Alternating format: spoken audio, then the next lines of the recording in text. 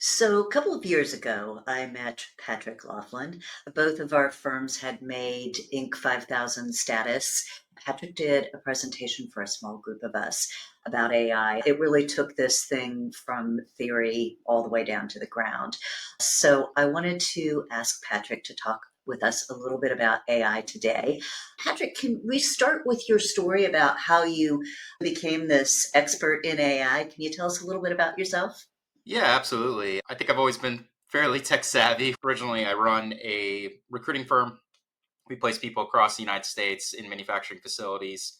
And it was around the time we made Inc. 5000. We had tremendous growth.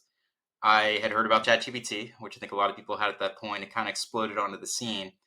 And I found it to be one of the most amazing tools I'd seen. I saw it as this revolutionary thing in line with when the internet was created and everyone was creating websites. It's like, okay, how do you get involved in this? I need to be involved in this and I need to get smart on it. So I took the next few months and I dove into every single tool and everything I could get my hands on, taught myself coding, and really wanted to deep dive into what was available, what was possible, and where things were going. At the same time, I noticed huge investments coming from Google, Apple, Amazon, all the major tech players. So I knew this was a real thing in a lot more explosive way than recent trends like NFTs or crypto. It seemed like it'd be more mainstream, which is very relevant to us in business. With that, I dove into it. We were having a lot of seminars and I became the unofficial AI guy. Like, have you tried this tool? Inc. magazine actually reached out and had me do the seminar, which we did.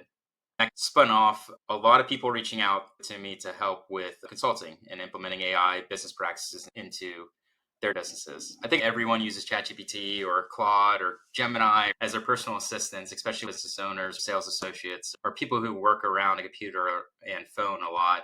My implementations are very grounded into how do you implement automation, how do you implement AI to really 2x or even 10x your own productivity for you and your teams. And that's kind of been my philosophy is like, how do we take this amazing tool and move it beyond just your chat box to something that's actually implementable to businesses, that's safe for your business and can Mhm. quickly help you scale to tremendous heights and really fully leverage. A lot of people say, you talk to Mark Cuban or Mark Zuckerberg, they say, if you don't have AI 2 years from now, you're going to be behind everyone else out there in the market. So how to do that effectively to where it's actually going to benefit you and it's not just a checkbox to say, yes, we use AI. Right. I'm sure you're aware that there was this MIT study last week that talked about how many organizations have taken the plunge and brought on AI, but they're not really seeing the ROI, they're not seeing the value. Can you talk about why you think that is happening or what that really tells us? So what I find time and time again when I talk to different organizations, at this point, I probably helped hundreds and hundreds of different companies implement AI effectively in their companies. A lot of people are panicking. They see all these things coming out and say, I have to implement it somehow. And they take the first solutions that are pitched to them. And they're just like any major tech breakthrough. You have a lot of people who say, hey, this is going to cure cancer, like literally for AI. But not only that, it's going to do all these amazing things. And while it's very effective in certain aspects for a business, there's also a lot of ways it's very ineffective. I'm sure at this point, people are swimming in AI emails and it's like, oh man, here it comes again. I know this came from ChatGPT. It's the same wording over and over again. That's kind of a bad use case for Mm. what could be effective for you and your team. And more importantly, it's not paired with what they're currently doing. My philosophy on this is every organization has their core competency. They have a bunch of stuff that they have to do that takes them away from that. If we can eliminate some of that with automation and AI, that's what's going to make you very powerful and make your organization supercharged so that your salesperson can focus on sales. They don't have to worry about making sure their CRM is perfect or making sure that constant client communication email is actually sent out effectively. They can focus on closing deals, making the most revenue for your company. That's where the value really shines. I learned a lot from you. You taught us quite a bit about how to integrate AI with your sales workflows. And because of that, I asked you to come back and create an AI sales lab for our clients. I'd like to jump into that a little bit about AI and sales because it's where a lot of people are focusing for obvious reasons. There's a lot of time savings and micro targeting that you can do with AI. And there is also sort of a flood of, as you said, kind of bad AI coming out. So let's talk about that. If I'm a sales leader, what should I avoid? What do I not want to do? So the one thing you don't want to do is overtrust AI because it Hmm. can damage your company and your image if it's sending out hallucinated messages. And the other thing is just trusting the first tool that's pitched to you by some of these organizations. They promise all these amazing things. And you realize if you just go underneath the layer, it's just a chat GPT with a pretty face on top, which you're Hmm. not going to leverage effectively. It's not really helping your team. It's just forcing them to use a tool that will get you no better results if you look at it from an analytical standpoint. You're not getting your return on investment when you're using those type of tools versus something that's more custom built to fit into the processes you already have as a sales organization. No one knows your business better than you do. And to be effective, you got to understand where the shortfalls are, where these things can be implemented effectively. And really with precision, it's like, oh, I'm going to use this general platform. It promises all this AI. It should simplify things. And time again, they're not getting the return on investment because they're not using what's made them effective. Instead, they feel like they just need to interject into something that's promises to be effective, but it's not. It's not built on your actual business. So, does that mean there aren't good off the shelf tools we can just grab and implement? There are definitely good tools, but the part that you have to really step back and look at is what part of your process is ineffective, pinpoint where the inaccuracies are at. Like, hey, where we're really weak at is sales research. How can I have an effective sales research tool that will get me all the information I need as a salesperson before I make that call? Or, hey, how do I find the leads in these companies? How do I find their contact information, lead generation tools? There's a million lead generation tools out there, but then Hmm. how do you effectively target those leads using AI, using automation, so that you can do it at scale, but at the same time make it personal and making sure that it touches on, once again, your strong selling points as a company, and you're not just using the generic chat GPT message, which people identify. If you are in a decision making role, you get inundated with them in your inboxes, and it's not effective. Like I said, it's just it doesn't reach in a personal effect that might actually get you that call that you need to close the deal. So, Patrick, I think that the hardest part for a lot of people is where do we start? I always think in terms of level of effort, level of impact, right? I want to use the least amount of effort for the greatest amount of impact, and that's where I want to start. Do you recommend specific areas or workflows, or do you recommend a step back that says, let's really look at our process, and this is how we determine where we begin? So the question is, where do we begin? What's the best way to determine where you begin? A lot of times that's one of the first questions I get asked is I know I need AI. I know I need automation in my company. I just don't know where to start. And that's often the first step I take with a company is do you have an AI strategy? Does your department, does your company have an AI strategy? Do you know what you're trying to do in the next 6 months, the next 12 months? If this is important to you, do you want to fit a square peg in a round hole? If it doesn't need AI, don't use AI. Mm. Use what's been effective, or there might be a different tool that might make it more effective. We can help with that as well. That's the first question you got to ask. Is this important to you? And if it is important to you, do you have a strategy in place? And how to formulate that, it can be tough. Yes, you can talk with ChatGPT to help you formulate something, but it might not be effective. The other thing I often ask people as part of this process is have you actually mapped out your workflow? Have you done a box diagram of like, when I have to make a sale, I have to do this, and then that leads to this. And if you take a step back and draw that out, it can be very enlightening for a lot of people because they'll see it and say, actually, you know what? I spend a lot of time on this when I want to spend a lot of time on this. If I could reweight this whole thing, I would love to spend a lot more time closing the deals than this initial sales research or finding the right contact or seeing if they're a viable client for us based on our services or what we sell. And those are the things in that one small scope. That's where the process goes. And then you could say, okay, now can we effectively use AI for this? Or maybe we got to use automation. Maybe we can't afford hallucinations. We need to put some automations in place that will pull this information for you, fill out your CRM for you, or provide you that information so that you can be effective. So that's kind of where we see it going. So you said two things there. The workflow piece is super straightforward. It's map it out. Where are there opportunities, right? The strategy piece is everybody throws around the word strategy, and now we're all talking about AI strategy. Can you expand on that a little bit? I typically ask, do you have a typical business model you follow? For us, we use the EOS implementation for companies. Part of that is you have your process. That's where I started my own company. I run Systematic Business Consulting, is my recruiting firm. We have the systematic process, our 30-step recruiting process. If you have anything like that, that's the first place to start. Look at that, go through your own steps, and that should hopefully start to map that out. Most business owners, most managers know where they're struggling. They know the parts where it's like, this is where we're weak. This is the area that we waste a lot of time doing this. We spend a lot of resources or anything else, and it's still an issue.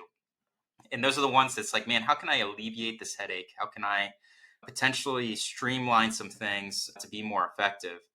Oftentimes, where it starts the most is from that person themselves, the manager or the president. They're going to say, hey, my own workflow kind of sucks. I spend a lot of time doing this or doing that or going to these kind of Right. meetings, and I'm not getting the effectiveness of it. So let's strategize for myself. And once I strategize for myself, I can take these practices and move them to my team and see where their shortfalls are. The mapping piece is a great way to start, and then you can move to the strategy piece. At the end of the day, it's nice to have that plan of like, man, these are things I would love to get implemented in the next 6 months and the 12 months beyond that. These projects take time, and it's highly effective and amazing when it gets into place. You will be 6 months beyond that and think, how did I ever do without this? I did that. I can't believe I was just typing stuff in Excel before and copying pasting. This is so much easier. And it just makes you a lot more effective as a person working. It gives you some free time along the way. Yes, we want to talk about that too. I think I'd like to spend a little time talking about the hard part, right? I know personally, I'm not a particularly patient person, and you're learning new things, you're learning new workflows, you're learning, it's a mindset shift. And for people who don't feel like, who aren't naturally technical, it can be really hard. I know a lot of people are concerned about the friction this brings into the workplace where I'm introducing new things, especially, as we're talking about sales. Salespeople just want to sell. They don't want to be slowed down, and this potentially slows them down. What are your thoughts on how you overcome that, or if you can even overcome that reality of implementing new technology and trying new things? I think, in a way, this is what keeps us in business, right? Having consultants come in to help with this process. It's a mountain to climb. And really, what you're searching for is buy in. At the end of the day, you talk to a salesperson, what's your ultimate goal? And it's to make money. So what you want to do is make as much money as possible. And it's like, if I could give you a tool that helps you spend more time on the things that make you money, would you do that? I bet everyone will say yes. The tough part is implementation and training. You have to know, how am I going to implement it and train my people up on it? Because there can be some disruption of what they currently do. Along with that, it will enhance them in that they will be making a lot more money in the long run. And a lot of these manual tasks they were doing, they're just going to be relieved. I always say, start small. You don't change everything all at once. Start with a simple pain point for your people. Like, what annoys them more than anything else? And they have to spend a lot of time putting stuff into Salesforce, right? So let's automate that, a couple aspects of that. And that way they know when it happens, it's already filling in. When they show up, they go into it. Everyone gets a little bit happier because that's cleaned up. Or, hey, they hate drafting these emails. That is an AI use case, but let's make it a little more personalized. We can automate that too. It can do the research. It can automate that email to make it very personable using AI. That alleviates a particular stress point. They still have oversight in the system. That's the other thing I always hear. I don't want to just sending stuff out. I want to be able to look at it Right. first. Yeah, we can do that. We can make it so you have a man in the loop type system where it'll do all the work behind the scenes. You'll get it up front. You can review it. You can change some wording if you want, and then press send. But it saves you maybe 30 minutes. And that adds up very quickly. They'll find they have a lot more time where they can either be selling or in some cases they'll maybe go do that work Well, out. Obviously, advantage as well because you get happier people when that happens. so you touched on a couple of great examples, and I think it's always really helpful for people to think about how this applies to them, what it might really look like if you've seen a lot of implementations in sales departments. Could you walk us through maybe a before and after that you felt was really compelling, that saved people a lot of time or changed things for a department? I've worked with quite a few companies on the sales front. Some implementations that have been most impactful, like I said, and I've kind of brought it up already, is lead generation, sales research, CRM, information updates. Those couple of things can typically be game changers. Those seem to be typical pain points where managers get on their salespeople of like update the CRM because we need to be able to get reports and everything else. Or hey, you know, you need to go get the right person. It can take a lot of time suck. I got 100 companies I got to get through in the next couple of weeks. I would take 30 minutes maybe for each one to make sure I have the right research information. If that could be automated, man, when I implement some of those things, it can be a wow factor really quickly to say, oh, here's everything I need. I got the right person to contact. I got a personalized email already set up where the research feeds that to me. It creates a personalized email based off the contact that I found. And all I got to do is just review it and send it. It eliminates a lot of the manual processes that people have historically done.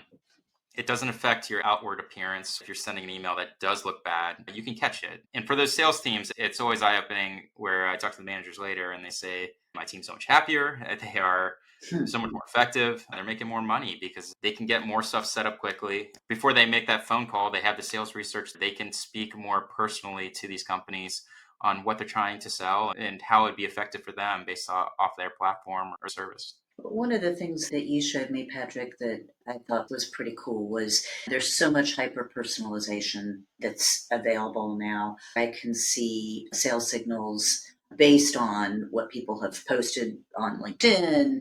So I know how to find you without being creepy at just the right time with exactly the right message. It feels like that really changes the game for a lot of people to be able to reach the right prospects at the right time.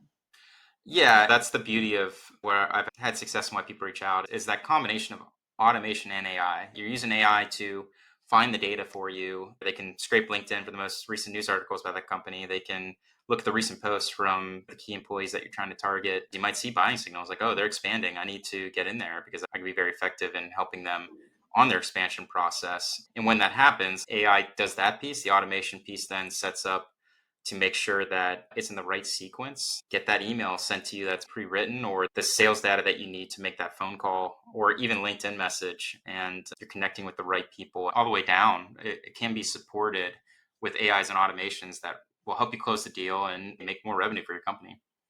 So, if I'm a sales leader and I want my team to buy in, is there a particular area where you've really seen teams go, ah, wow? You talked about the research, anything that, if I'm looking for one workflow that I want to start with, if I'm a sales leader, is there a place where you would point me?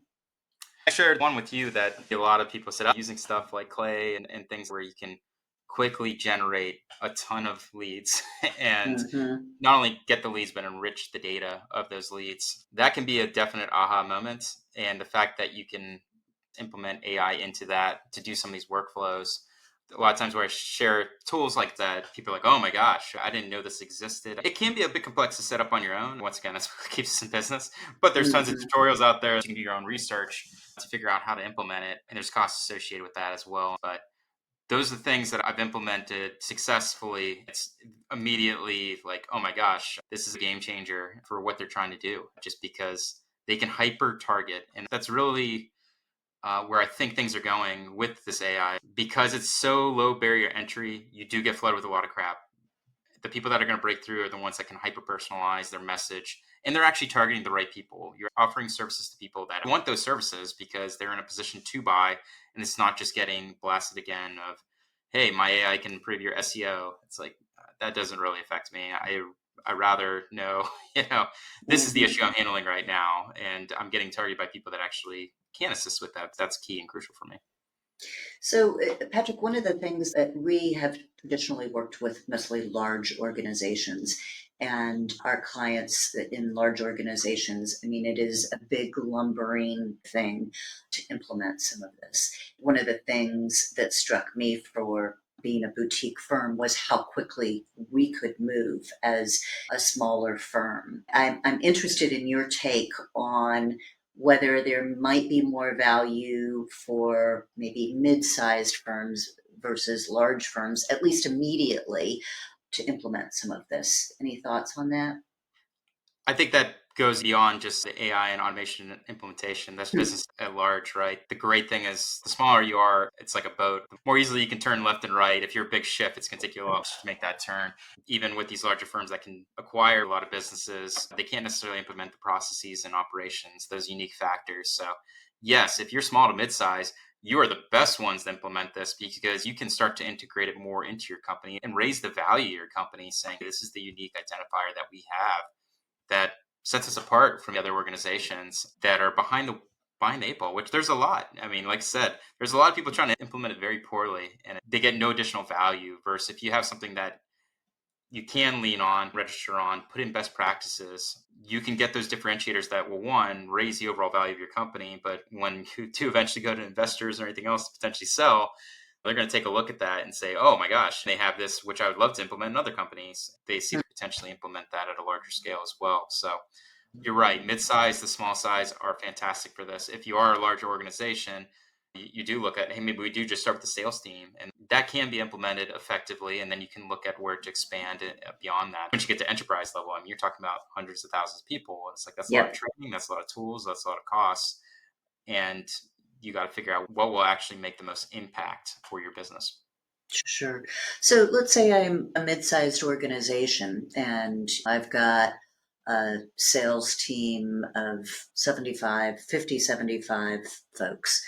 What might I think in terms of, and with the understanding that this is an evergreen thing, that we're always improving, to implement, to get the value that is there to have an AI strategy to capture what value I can today. How long will it take and how much will it cost? Just bigger than a bread box.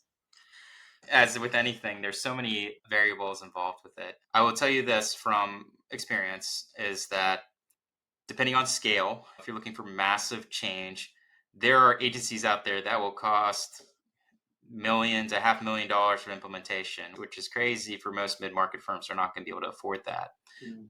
But it can be as cheap as $10 per seat, depending on what you're trying to implement, which is a lot more scalable and a lot more effective if you're using the right tools in the implementation. And it might even be cheaper than that if it's like, hey, we only really need one seat to set up this automation to feed the information to the 50 to 75 member team, which is where I do see the initial implementation is like, hey, if we can just get those leads that we were talking about fed into our CRM and assigned to the sales team members to start working, that's an effective implementation where it's almost background to the employees. They're just happy that things are starting to get fed to them in their funnel rather Mm. than the typical research that might be necessary. Not only that, those things that are happening in the background that are enhancing their overall employees, it doesn't necessarily take the full training cycle that you might need or anything else for implementation. Hey, heads up, new feature for us.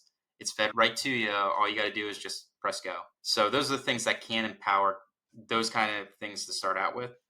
And even subconsciously, it's introducing to your team the power of these tools, which makes adoption a lot easier as you go down the line and implement bigger projects where it's like this would be more effective on the per salesperson floor, enhance them on what they're doing day to day. If I'm trying to demonstrate measurable value, how long will it take me to go through the process to define where I want to do it, to implement what needs to be implemented, and to roll it out and actually see that value? Maybe give me a range. It could be Yeah, anywhere from X to Y. it could be anywhere between 1 to 6 months, depending on the Hmm. metric that you're trying to key in on. And that's typical for a sales cycle, too. Each organization has different sales cycles. Some take two Sure. years, and some close deals within weeks. This is where things get a little more nuanced. How are your salespeople feeling? What is Hmm. their impression after these implementations? Do they feel like they're being more effective? What are your KPIs that you typically track? Are those going up? Maybe your end goal is we want to sign more clients. Now the KPIs leading into this, are those starting to increase at all? Are you seeing any change in that based off of this implementation? You can always go in reverse on these things. If it's like, hey, this isn't effective, you can shut it down. Oftentimes they don't because their salespeople are a lot happier and they are seeing an uptick and an increase from these different systems being put in place. There's no promise that it's going to be 2x. It doesn't necessarily mean you're going to 2x individuals where it's like, oh my gosh, that was the magic thing for them. And they're producing double what they were before. Or I've seen it where, those top salespeople might be 10xing. They might have been bringing in 100,000, now they're bringing in a million. And it's just because the systems that started being put in place alleviated a lot of the, you know, it, typically in sales organizations, the more you're billing, typically there's a lot more work that are involved with that too, which is why a lot of times it gets admins and everything else to assist them. And it's like, man, if you can alleviate that even more, that it provides them even more time to close the deals when they go out and close. And that's really where the money's made, is when those top people get a lot of that stuff shelved off and they can focus on selling. If it's like them going in and closing that deal, that's where the real power's at. And I've seen that quite a few times. And it's always really special to hear back from those clients saying, man, it's been game changer for so and so. And we've seen overall increase, but these two have really excelled. And that's greatly increased their revenue as they progressed. Wonderful. Well, Patrick, we're really excited to have you do this AI sales lab with us in September 10th and 17th. It's a two-part series. And if you're interested in learning more, there is information in the notes below. Thank you so much for your time today, and we're excited to see you again in September. Yeah, thank you. I mean, the purpose of this is to give actionable items for sales teams and an organization. So I look forward to providing that value. And I think it's going to be really great.